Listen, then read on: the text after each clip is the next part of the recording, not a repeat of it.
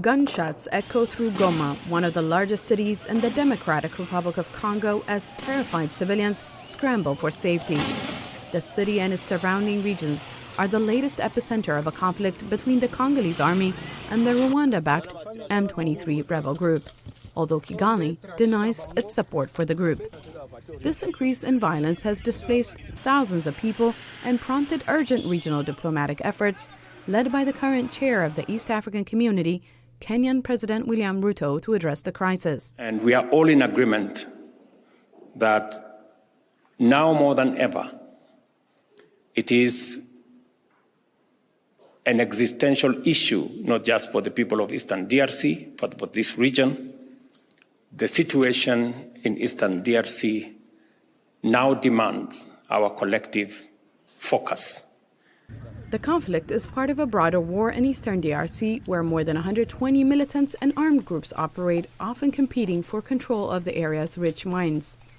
North Kivu province, a long-standing flashpoint, has seen a surge in fighting, forcing people like Lomu Biondo Manuel to flee repeatedly.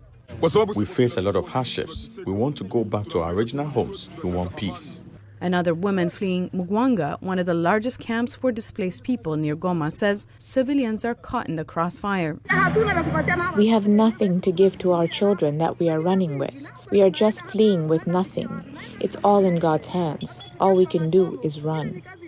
The United Nations says more than 5.5 million people are displaced in the DRC, many of them in North Kivu. Humanitarian organizations warn that the situation is deteriorating rapidly.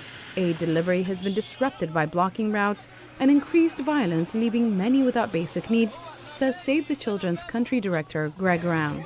This upsurge in fighting has killed children. Children have been caught up in it, killed through explosions.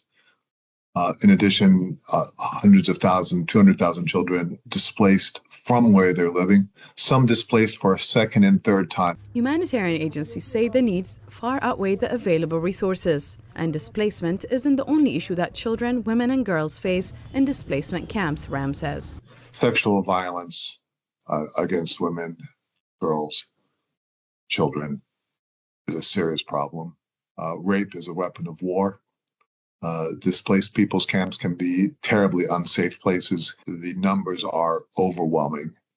And for each person we can help, and that the rest of the humanitarian community can help, we know that there are tens of others who are not getting the assistance they need today.